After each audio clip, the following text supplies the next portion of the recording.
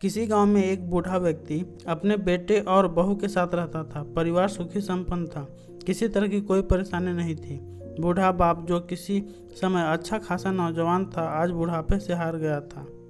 चलते समय लड़खड़ाता था, लाठी की जरूरत पड़ने लगती, चेहरा झुर्रियों से भर चुका था, बस अपना जीवन किसी तरह व्यतीत कर रहा था। घर में एक चीज अच्छी थी कि शाम को खाना खाते समय पूरा परिवार एक साथ टेबल पर बैठकर खाना खाता था। एक दिन ऐसे ही शाम को जब सारे लोग खाना खाने बैठे, बेटा ऑफिस से आया, भूख ज़्यादा थी सो जल्दी से खाना खाने बैठ गया और साथ में बहू और उसका एक बेटा भी खाने लगे। बूढ़े हाथ जैसे ही थाली उठाने को हुए, थाली हाथ से छूट गई और थोड़ी दाल टेबल पर गिर गई।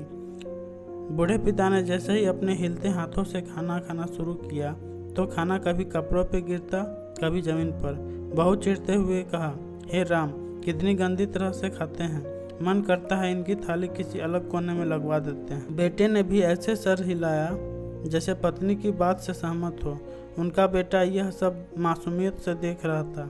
अगले दिन पिता की थाली उस टेबल से हटाकर एक कोने में लगा दी गई। पिता की डबडबाती आंखें सब कुछ देखते हुए भी कुछ बोल नहीं पा रही थी। बूढ़ा पिता रोज की तरह खाना खाने लगा। खाना कभी इधर गिरता, कभी उधर। छोटा बच्चा अपना खाना छोड़कर लगातार अपने दादा की तरफ देख रहा था। माँ ने पूछा, क्या हुआ बेटे, तुम दादाजी की तरफ क्या देख रहे हो और खाना क्यों नहीं खा रहे?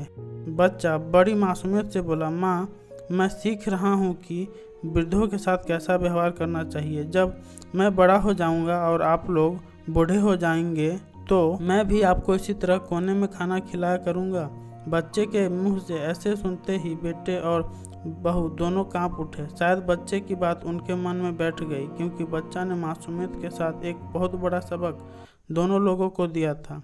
बेटे ने जल्दी से आगे बढ़कर पिता को उठाया और वापस टेबल पे खाने के लिए बिठाया, और बहू भी भागकर पानी का गिलास लेकर आई कि पिताजी को कोई तकलीफ ना हो। इस कहानी से शिक्षा मिलती है कि माँ बाप इस दुनिया की सबसे बड़ी पूंजी हैं। आप समाज में कितनी भी इज्जत कमा लें या कितना भी धन इकट्ठा कर ले, लेकिन माँ बाप से बड़ा धन इस दुनिया में कोई नहीं। Thanks for watching. हेलो दोस्तों, आपको कहानी कैसी लगी कमेंट कर जरूर बताएं और साथ में अपना सुझाव भी दें, और वीडियो को लाइक करें, शेयर करें और सब्सक्राइब करें। धन्यवाद।